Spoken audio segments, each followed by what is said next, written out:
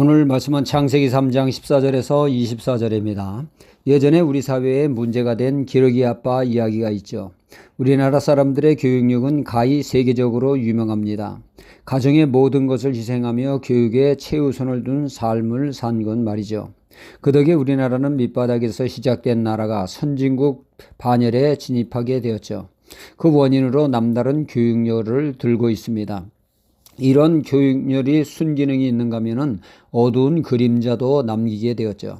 한때 우리나라의 유학 열풍이 불어 너도나도 짐을 싸 해외 유학을 갈 때 어머니가 따라가 뒷바라지를 하다 보니 아빠는 홀로 남아 교육비며 생활비며 뒷돈을 대느라 고생하고 그 외로움을 이기지 못해 사회적인 문제를 낳기도 했죠. 교육도 중요하지만 가정에 성립된 것은 사랑을 기반으로 한 공동체요. 사랑을 최우선으로 두어야 하는데 어느 사이 사랑 위에 교육이 1순위가 되므로 가정에 위기가 찾아왔고 급기야 가정 해체가 벌어지는 안타까운 일들이 벌어졌던 것입니다. 삶에는 우선순위가 이렇듯 중요합니다. 사랑에도 순서가 있죠. 이 순서를 무시할 때 심각한 문제가 발생하게 되어집니다. 어느 율법학자가 예수님께 묻습니다. 성경의 핵심이 무엇이냐고요. 이때 예수님은 성경은 한마디로 사랑이다 말씀하시며 사랑에도 우선순위가 있음을 말씀하고 있죠. 제일은 하나님을 사랑하고 그 다음으로 사람을 사랑하라는 말씀입니다. 이 사랑의 순서가 어길 때 어떤 일이 찾아옵니까? 사랑은 무서운 도구로 변해 인생에 큰 해를 끼치게 되집니다. 삶의 우선순위가 매우 이렇듯 중요합니다. 오늘 말씀은 아담이 선악과를 먹음으로 인해 하나님의 추궁을 받는 가운데 17절에 이런 말씀이 있습니다.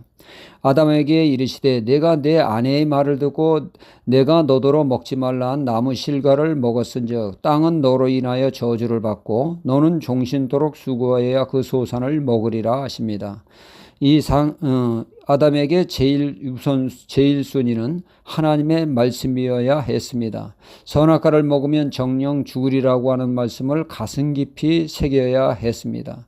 하나님의 말씀을 지키는데 제일 순위에 두어야 했는데 아담은 그만 하와의 유혹의 말을 제일 순위에 둠으로 인해 비극이 시작된 것이죠. 그리하여 말씀을 벗어나게 되었고 이 세상의 죄로 인해 각종 저주가 임하게 되었던 것입니다. 생명처럼 말씀을 최우선을 두는데 실패함으로 그들의 인생이 실패하게 된 것이죠. 하나님은 이렇듯 아담에게 돕는 배필로 하와를 주었는데 돕는 배필은커녕 넘어뜨리는 타락시키는 주범이 되고 말았습니다.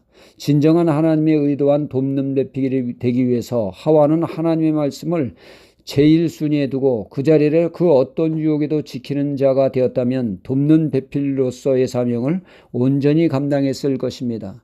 하나님 말씀보다 뱀의 간교한 말을 1순위에 둠으로 인해 사단이 난 것입니다. 하나님의 말씀을 제일 순위에 두지 않고 우상을 1순위에 둠으로 이스라엘은 어려움에 봉착된 때가 있습니다. 아합이 바로 바알 숭배자 이세벨을 왕비로 맞이함으로 인해 아합은 하나님의 말씀을 뒤로하고 왕비 이세벨의 말에 추종함으로 지독한 바알 우상 숭배자가 되어 온 나라를 바알로 도배하게 되었죠.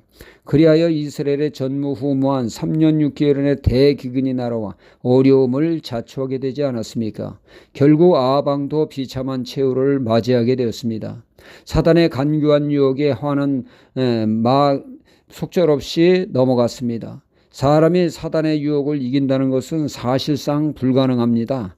내가 나를 지키지 못합니다. 다윗 자신을 지키지 못하며 그의 경건이 그를 지키지 못하고 타락하지 않았습니까?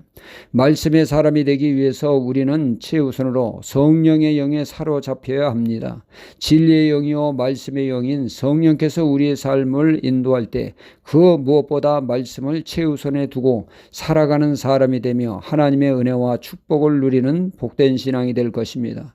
늘 우리는 성령님을 사모하며 진리를 사모하며 말씀을 최우선에 두는 그러한 삶을 통하여 하나님의 은혜를 누리는 복된 신앙이 되어야겠습니다. 할렐루야.